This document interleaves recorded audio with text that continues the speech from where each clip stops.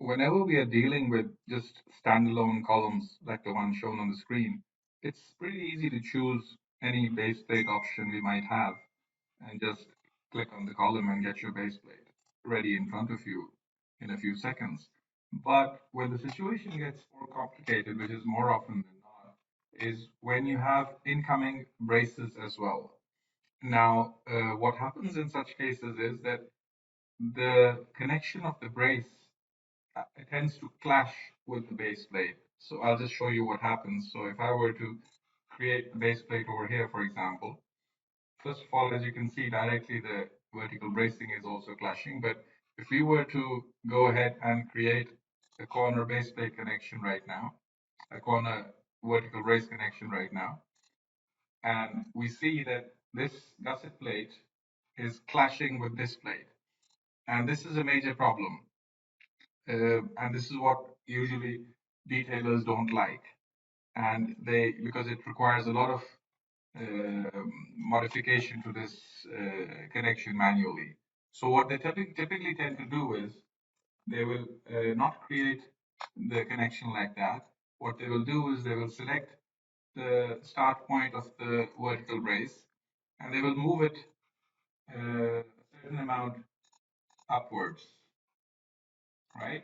And this makes the connection job a lot easier. So now what they can do, for example, is they can just go in and connect um, the vertical brace separately. And it's almost going into the base plate at the bottom. So they'll make some modifications in there. For example, what they can do is they can uh, give this a smaller number and maybe reduce the stiffness as well. So this is the solution which they will typically actually prefer doing. But now, although we have avoided the clash over here, we have a bigger problem because we have moved, we have shifted the vertical brace 300 millimeters upwards, but there's a lot of axial force in that vertical brace member. And this axial force is now going to create a lot of unexpected moments in the column, and that also in the weak direction of the column. So while this makes our detailing job a lot easier, it really messes up the whole all the assumptions made by the engineer during the analysis phase. And the draftsman will typically not even tell the engineers that they're making these changes or giving these shifts to vertical bracing, and they will assume that this is a minor shift and this should be acceptable. But in reality, it should not be unless you've got very small loads or you have some special precautions or you've taken into consideration the extra moment. Now, what COMOSYS does is it allows you to go ahead with your normal connection. So let's do that.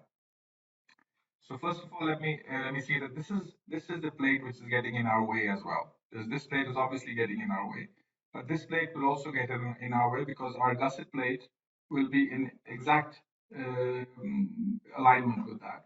So first, what I want to do is I want to just go into my base plate macro and remove this P2 plate over here. And now you can see that the P2 plate has been removed because my gusset plate is going to come here in any case. And now I can go in with my bracing connection, select the column, select the brace, select the base plate, and create my connection. Obviously, it's clashing, I know that. I'm going to change some parameters. I'm going to go inside. I'm going to uh, increase this to 100 maybe, so I can just sort of pull it back a bit. And this is a much better looking connection now. But of course, we still have this major clash between this plate and this plate. And this is something which I need to solve. And for this, we have a very nice command over here under the edit plate menu, which is called plate versus plate adjustment. And what you do is you simply select the command and then it asks you for the main plate. So this is the main plate which needs to be adjusted, the gusset plate. And then it asks you for the plates which are clashing with it. So I'm going to show it this plate, which is clashing with this plate, and right click. Now, the moment I do that, it adjusts this plate. Now, what it does is, let me just show you, let me just show only this member. So if you see, it's created this little opening over here so that the pink plate can just go through it, but this is not a part cut. It has actually created new points in the plate like that, and it is also given these chamfers because the wells need to pass from that point. So let me show everything again now. So if I were to turn on the wells, for example, you will see that the wells can now easily pass between because of those chamfers.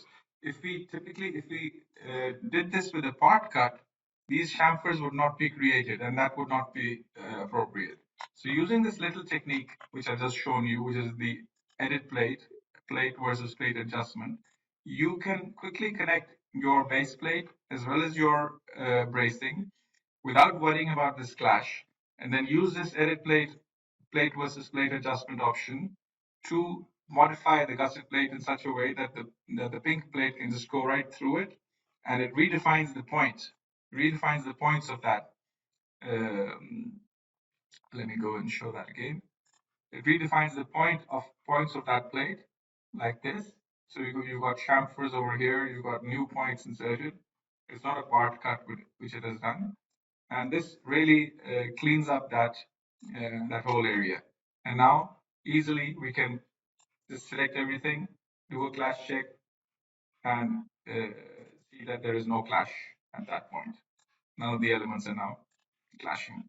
So this is a very nice technique when you're dealing with base plates. This is very common to have the situation, obviously, and the solution is not to shift the vertical brace upwards. That is the worst possible thing you can do, but this is unfortunately the most common thing which is done by detailers because that makes their job easier, and they don't want to mess with all these modifications. Instead, this solution is statically much better than the other one. There is nothing which is going against the assumptions made by the engineer. The working points of the vertical brace are right exactly where they need to be, and you have a perfect solution.